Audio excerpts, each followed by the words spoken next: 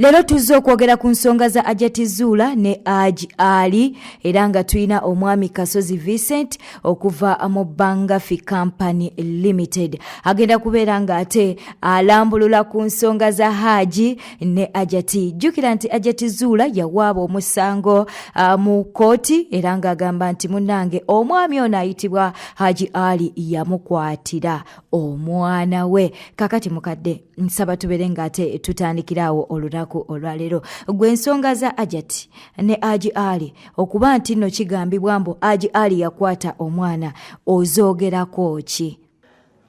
Njagala kulamusa nange mwenna abandaba n'abampulira nga tuli wano ku mukutu guno okwogera ku nsonga za Hajji ne Hajjat eziri mu maka. Ensonga za Hajji ne Hajjat ffenna zaatusobera kubanga tuli bazadde ate tuli bantu bakulu ababeera mu maka n'abaana ab'obuwala n'ab'obulenzi, ate ne tubeera ne bamaidi oba ne tubeera n'abaana abazaaliddwa abakazi baffe ne bajja nabo mu maka, nabo tubayita baana baffe. Naye singa ogenderedde emitawaana gino emingi gye gisifubutuka mu maka wakati wa Hajji ne Hajjat, ekiseera ndowooza kyatuuka ne wabaawo okukendeeza mu kwagalana. Amaka bwe gabulamu okwagalana buli kizibu ekibaawo kifuluma. Mbu Hajjat okuvaayo yasinzira ku kuba nti n'omwana we ow'emyaka 14 ye yali akwatiddwa.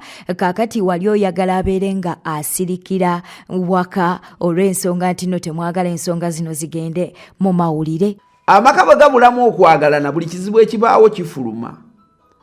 Alabika Hajjat ono yali yakyawadda Hajji. Simanyi nnyo gye bavudde naye bwe ngenderera obukugu ne experience ze tuyina, abakyala betumanyi abantu balamu ab'empisa bazibira ebyama by'ababba baabwe. Era tulabyeko ku bakyala abakutte babba baabwe n'abakyala naye n'akikweka era n'akimalira mu nsonga ya kyama. Kaakati olwaliro kino ekintu kyabadde kinene nnyo. Bw'abanga ddala Hajji yakwata omwana omuwala ono ng'ate yamukuzizza yabadde amuweerera, Hajjat bw'aba yakitegeera kyali kyamazima okukiteeka mu musana mu bantu abangi ng'akimanyi nti akyasobola okubeera bbaawe. Twala ekyokulabirako singa Hajji ne Hajjat bamaze ensonga zino basobola okuddamu ne babeera abafumbo abaagalana. Yono omwana emitawaana egimusemberedde bw'abanga ddala Hajji yamukwata, bw'obanga olugendo lw'obulamu bw'omwana ono bukyeyongerayo tulaba nti waliwo omutawaana munene. Bigambibwa nti omwana ono wakati wano waliwo emitawaana mingi mu famire oba mu maka wano. Kati omukyalo ono yandibadde yasobola dde okugyawo omwana omuwala ono mu maka gano n'amutwala awantu awalala, oba ewa ssengaawe oba ewa jjajjaawe oba ewa baganda be, n'asobola okusigala ng'alina enkolagana nebba mu maka gaabwe. Kyogamba Hajjat Zuula ekintu kye yakola ekyokuba nti no yeekubira enduulu mu mawulire kyali kibi ng'omwana yali akwatiddwa yali taweza na myaka 18. Obanga Hajji yakikola tekyali kirungi, naye tetulina bukakafu bumala nti Hajji yakikola. Ennaku zino waliwo emitawaana mu bakyala. Mukyala bw'aba yabaze omwami bulungi ng'ayagala kubaako byamuggyako oba ng'ayagala mukuba kigwo oba nga waliwo ekyamunyiiza, asobola n'okuteekako ekintu ekinene ky'otakolanga.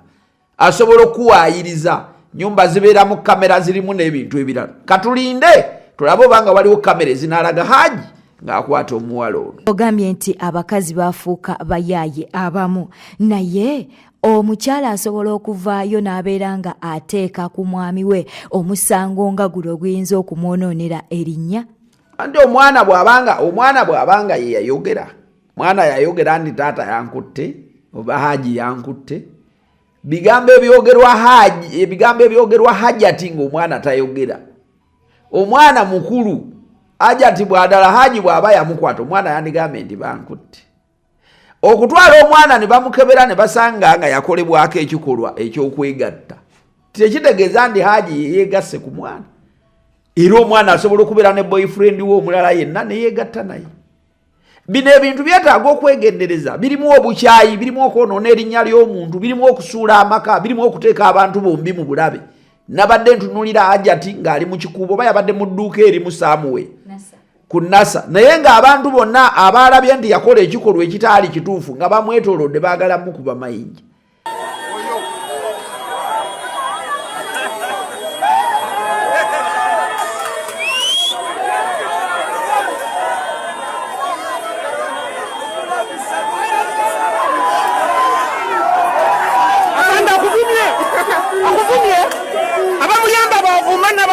bavuma.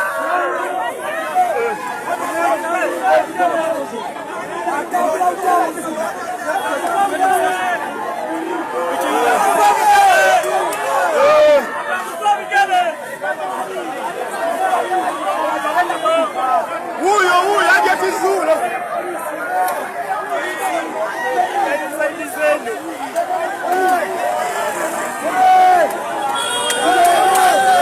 Hajji ayina abantu be, ayina mikwano gye, ayina erinnya Hajjat lyayonoonye.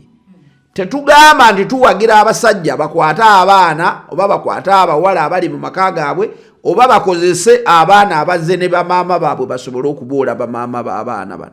Naye tugamba nti ekintu nga kibaddewo kikwatibwa kitya. Eyo si yenkangavula eyabadde esembayo kangavula Hajji. Hajjat oyo yabadde asobola n'okujja ku Hajji ebintu ebisusse obungi singa yamukutte mu kyama ddala nga yamusanze yandibadde asobodde okumufunamu n'ebintu ebisingakaawo naye ng'asobodde okulekera Hajji erinnya. Singa kinaavaayo nga ddala Hajji teyakwata mwana oyo bagenda kutunuliganako batya ne Hajji. Nolwekyo mbasaba mwenna abanda bano abampulira wabeerengawo okukwata ebintu eby'omu maka n'obwegendereza.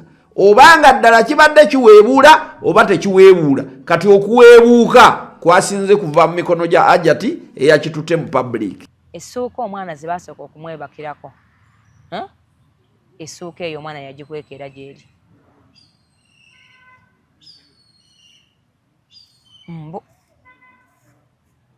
Kati tumanyi oba omwana bamwebakako ku Hajjat yavuddeyo n'alyoka agamba nti balina obujulizi obumala era nga munnange n'essuuka ezaasembayo okuba nti nno abantu bano bazikozesa ababiri mbu baziyinanga ekizibiti. Ensonga ezo zoogerako ki mwami Kasozi? Byonna tubirinze kubanga twagala twogere bitono kubanga ensonga eno eri mu kkooti. Byonna tubirinze naye ekifuga byonna ye Hajji ne Hajjat n'omwana kutuula mu kasenge ne beesonyiwa ne beenenya ne basobola okwongerayo obulamu buno mu maaso. Bwetyo etambudde obadde mulabi mulungi ole kwekubira ku Newspark channel, subscribinga, likinga, atereka obubaka bwawo mu comment section. Ensonga za Hajjat Zuula kwossa ne Hajji Ali. Beera bulungi, weeraba ne tuweerabira ku subscribinga, ku likinga ate n'okuleka obubaka bwawo mu comment section. Mwezerwa yoli Ali mwezerwa. Lwaki wagisazamu? Nagikyusa, nalina lwaki ngikyusa.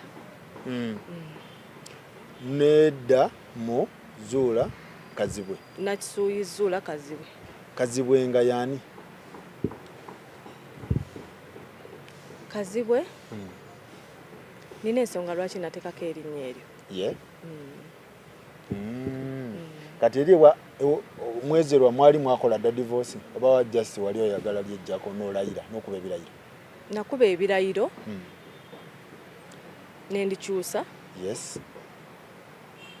Nga ne mwizerwa kale yaliwo naye nga tetutali mu bulamu bwange.